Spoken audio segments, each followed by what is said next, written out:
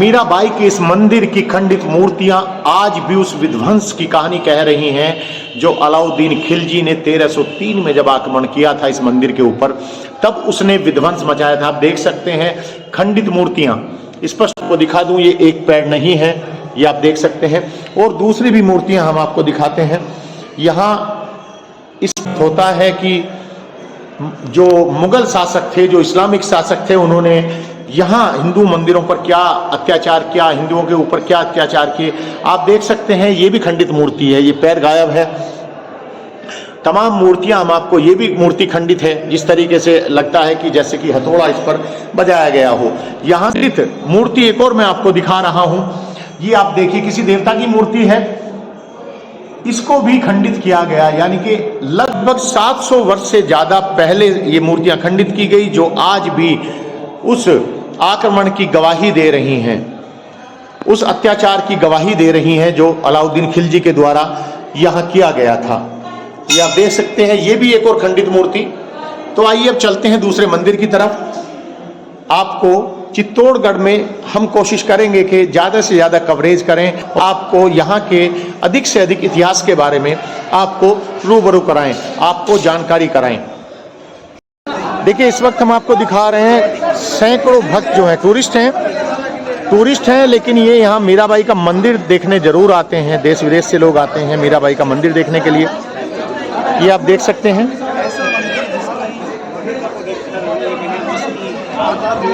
ये कहीं ना कहीं साबित करता है कि हिंदू धर्म के प्रति कितनी आस्था है, सनातन धर्म के प्रति कितनी आस्था है धर्म को मानने वालों के मन में, उनके हृदय में। हजारों लोग यहाँ दर्शन करने के लिए आते हैं, सैकड़ों लोग तो अभी दिख रहे हैं यहाँ। तो बेहद महत्व है इस मंदिर का इतिहास में। आप इस मंदिर के बारे में बताएं। ये जो मंदिर देख रहे हैं सर, ये मीरा टेम्पल है। इसी मंदिर में मीराबाई अपने भजन में थोड़ा सा तेज आवाज में बोलिएगा। इसी मंदिर में मीराबाई अपने भजन में कीर्तन करती थी। इसी मंदिर में उनको जहर पिलाया। जहर किसने पिलाया था मीराबाई? उनके देवर जी। देवर जी ने, क्या नाम था देवर? विक्रमादित्य नाम हुआ। विक्रमादित्य। लेकिन राणा सांगा उनके ससुर जी थे। राणा सांगा ससुर थे उनके। पति का क्या नाम था उनके? पति का नाम था भोजराज। भोजराज। मीराबाई, जैसे आप राजस्थान घूमते हैं, राजस्थान को 2 भागों में बांटा हुआ। लेकिन मैं ही रोकूंगा इतिहास में तो, लेकिन जो पढ़ाया जाता है वो राणा सांगा बताते हैं कि राणा सांगा ने जहर दिया था मीराबाई को। तो सर राणा लग जाता है ना कि आगे लोग समझते हैं कि राणा सांगा ने दिया जी, लेकिन राणा सांगा ने नहीं, राणा विक्रमादित्य ने दिया। अच्छा, लेकिन मीरा बच गई थी जहर पीने के बाद भी। कहते हैं मीराबाई आपको पूरी हिस्ट्री करके देता हुआ उनके बारे में। जैसा आप राजस्थान घूमते हैं, राजस्थान को 2 भागों में बांटा हुआ, एक है मेवाड़, दूसरा है मारवाड़। पहले मेवाड़ की राजधानी थी चित्तौड़ और मारवाड़ की राजधानी थी मेड़ता। और मेड़ता के पास में छोटा गांव है कुटकी, वहाँ पे मीराबाई का जन्म हुआ है सन 1503 में। सन 1515 में मीराबाई के दादा थे राव बुद्धा जी, और उनकी मृत्यु होने के बाद में मीराबाई के चाचा थे वीरमदेव, और वीरमदेव ने मीराबाई का विवाह चित्तौड़ के राजा थे राणा सांगा, उनके पुत्र थे भोजराज, जिनसे मीराबाई का विवाह हुआ। अभी कहते 4 भाई थे, सबसे बड़े थे भोजराज, दूसरे मीरा की शादी हुई थी, दूसरे थे रतन सिंह, तीसरे थे विक्रमादित्य और चौथे थे उदय सिंह। अब कहते भोजराज जी की मृत्यु आपने खानवा का युद्ध सुना होगा, जो बाबर के साथ में सांगा जी ने लड़ा था, उस खानवा के युद्ध में भोजराज जी की मृत्यु हो जाती है। इसके बाद में राणा सांगा का देहांत होता है, उस युद्ध के 6-7 महीने बाद में उनका देहांत हो जाता है, उनकी पुनः को जहर पिला देती है। एक बात बताइए, क्या मीरा के पति भोजराज को भी, राणा भोजराज को भी आपत्ति थी मीरा की कृष्ण भक्ति से? नहीं सर, तो यहाँ एक सवाल उठता है, उनके देवर विक्रमादित्य को क्या परेशानी थी मीरा की कृष्ण भक्ति से? पहले सर राजपूतों की एक परंपरा थी, अगर राजा को निधन हो जाता था उनका, तो रानियां सती प्रथा करती थी। मीराबाई ने ये प्रथा अपने यहाँ एक बहुत बड़ी जानकारी आपको दे रहे हैं, शिव बता रहे हैं गाइड, कि मीरा ने सती होने से इनकार कर दिया था। जब राजा भोजराज वीरगति को प्राप्त होते हैं तो मीरा ने सती होने से इनकार कर दिया था, जिसके बाद क्रुद्ध होकर के विक्रमादित्य ने मीराबाई को जहर दिया था। जी मीराबाई को जहर दिया। उसके बाद में कहते हैं कि चित्तौड़ की गद्दी पर, जैसे कि भोजराज जी की मृत्यु होने के बाद में चित्तौड़ की गद्दी पर बैठकर रतन सिंह लेकिन रतन सिंह एक बूंदी का राजा था, उससे आपस में बनती नहीं थी। यहाँ एक सवाल मेरा है, बनवीर का एक जिक्र आता है इतिहास में। बनवीर जी बनवीर का उदय सिंह का दासी पुत्र। दासी पुत्र था जिसने उदय सिंह को मारने की कोशिश की थी बनवीर ने, ये इतिहास में जिक्र आता है।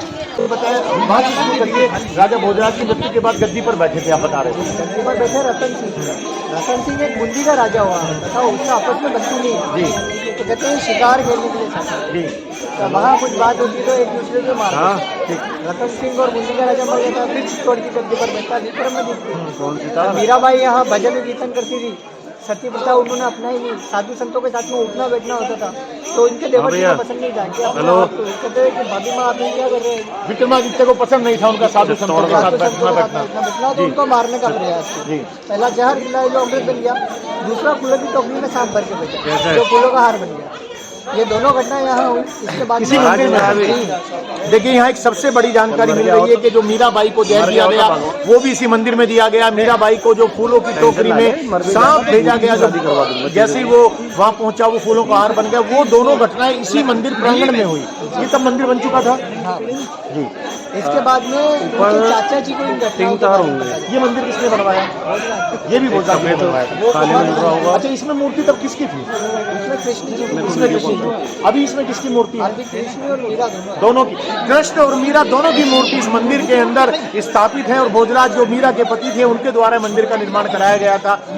बताइए इससे उसके आगे। जी सर, इसके बाद में मीराबाई यहाँ से चली जाती है। जो स्टील की मूर्ति थी जो मीराबाई पूजा करती थी, वही मूर्ति लेकर वो अपने मायके जाती थी। मायका उनका कहाँ था? मेटका। इसके बाद में वो चारों धाम की यात्रा करती थी। उनकी लास्ट यात्रा होती द्वारिका में। अब जो यहाँ साधु संत थे उनको पता चलता है कि मीराबाई द्वारिका में, तो लेने के लिए जाते हैं मीराबाई को, क्या हमारे साथ में चलो। मीराबाई कहती है अपने कुंडल गोपाल से पूछ के आते हैं। उनको मंदिर में जाते हैं सबने देखा, लेकिन बाहर आते किसने मतलब उसके बाद फिर मीराबाई किसी को नजर नहीं आई। इसके बाद में किसी का नजर नहीं, कहते हैं कि मूर्ति फटी थी और उसमें मीराबाई समा गई। ये ऐतिहासिक कुछ बातें हैं जो अगर हम उन पर विश्वास करें तो जो इतिहास में जानकारी हमें मिलती है, जो कहावतें हैं कि इस मंदिर के अंदर मीराबाई को जाते हुए सबने देखा लेकिन बाहर आते हुए किसी ने नहीं देखा। ऐसा माना जाता है, ऐसा कहा जाता है कि मंदिर की जो मूर्ति थी वो फटी और उसमें मीराबाई समा गई। तो मंदिर जी कुछ और जानकारी आप दें। आगे से मंदिर आगे से सोमनाथ देखिए, मैं कहूँगा कैमरा पर्सन जो दिखाएं, जो मंदिर का डिजाइन है वो सोमनाथ के मंदिर जैसा है। आगे से सोमनाथ जैसा, पीछे से उड़ीसा में जगन्नाथपुर जैसा। वही सोमनाथ का मंदिर जिसे विदेशी आक्रांताओं ने, मुगल आक्रांताओं ने अनेकों बार तोड़ा। इसके पीछे जो डिजाइन है वो बता रहे हैं हमारे जो गाइड हैं, वो जो डिजाइन है वो पुरी का जो मंदिर है जगन्नाथ मंदिर, जगन्नाथ जी के मंदिर जैसा बता रहे थे कुछ। ये जो आप देख रहे हैं ये मीरा के गुरुदेव थे संत शिरोमणि रविदास जी। हाँ, इस पे लिखा है संत शिरोमणि गुरु रविदास जी। ये वही रविदास जी थे जिनका जिक्र मिलता है, मोची का काम करते थे जी, जो जूते बनाते थे। इनका एक कहावत है कि मन चंगा तो कटौती में गंगा। वही गुरुदेव है। तो इनके यहाँ पर चरण पादुका देखने को मिलेंगे आपको जी। और ऊपर आप देखेंगे ये मेवाड़ का आर्ट है। ये मेवाड़ का आर्ट है जी। 1 हेड है, 5 बॉडीज है, 2 हैंड्स है और 10 लेग्स है। आप किसी भी हेड को मैच करके देखो, उसी का सिर लगेगा। और ये मीरा टेम्पल है, तो चलिए 2002 में स्थापित की गई है मूर्ति। ये भी 2002 में, उधर भी 2002 में की गई। अच्छा, जो पुरानी मूर्ति थी आपने बताया जो महाराणा प्रताप के वंशज हैं उदयपुर में, उनके द्वारा मंगा ली गई। इस मंदिर की मूर्तियां भी उनके द्वारा मंगाई गई थी? जी सर, एक्चुअली यहाँ से तो मूर्ति मीराबाई ले गई थी जी। इसके बाद में यहाँ पे एक मीराबाई की तस्वीर की पूजा होती थी जी। फिर सन 2002 में यहाँ पे मूर्तियाँ स्थापित की गई। ये सरकार के द्वारा की गई या कोई? ये यहाँ पे सबसे ज्यादा नामी मार्बल है किनानी मार्बल जी, उनकी मालकिन ने यहाँ पे स्थापित की थी। तो आइए आपको मीराबाई के मंदिर के दर्शन करवा देते हैं। और तो ये मीराबाई का मंदिर है, बहुत इसकी महत्ता है। यहाँ कृष्ण जी के साथ साथ मीराबाई की प्रतिमा स्थापित है, लेकिन बताया जाता है कि जो पुरानी प्रतिमाएं थी वो उदयपुर मंगवा ली गई थी महाराणा प्रताप के वंशजों के द्वारा। 10/10/2002 को जो वर्तमान मूर्तियां हैं वो स्थापित की गई। भगवान कृष्ण के साथ साथ मीरा की बहुत खूबसूरत प्रतिमा यहाँ स्थापित है। जैसा हमने आपको पहले बताया कि मीरा को कृष्ण की सबसे बड़ी भक्त माना जाता है। 2 बार मीराबाई को एक बार जहर देकर, एक बार फूलों की टोकरी में सर्प भेजकर उनकी हत्या का प्रयास भी इसी मंदिर के अंदर हुआ, लेकिन दोनों बार ही असफलता मिली। इसके बाद मीराबाई को बताते हैं इस मंदिर के अंदर जाते हुए सबने देखा, लेकिन बाहर आते हुए किसी ने भी नहीं देखा। तो वहाँ से मीराबाई की एक तरीके से समाधि का समय माना जाता है। यहाँ भी बता दूं, अलाउद्दीन खिलजी ने जब 1303 ईस्वी में इस चित्तौड़गढ़ पर आक्रमण किया था, ये खंडित मूर्तियां आप देख रहे हैं, उसी वक्त की प्रतिमाएं खंडित हैं। ये वो इतिहास है जो बताता है कि सोने की चिड़िया कहे जाने वाले हिंदुस्तान को, आर्यव्रत को किस तरीके से विदेशी मुगल शासकों ने लूटा, किस तरीके से अत्याचार यहाँ किए गए, किस तरीके से हिंदू कल्चर को, हिंदू संस्कृति को मिटाने का प्रयास हुआ, असफल प्रयास हुआ। 30,000 हिंदुओं का कत्ल किया गया 1303 में जब आक्रमण हुआ। एक बहुत बड़ी संख्या होती है 30,000, 30,000 हिंदुओं को मार दिया गया था जिस वक्त अलाउद्दीन खिलजी ने यहाँ आक्रमण किया था। और आज मैं आपको ये सब दिखा रहा हूँ, आप देखिए छत की तरफ, इसको डाट बोला जाता है। सैकड़ों वर्षों से ये छत उस लेंटर से भी मजबूत तरीके से खड़ी हुई है जिस तरीके से जब इसको बनाया गया था।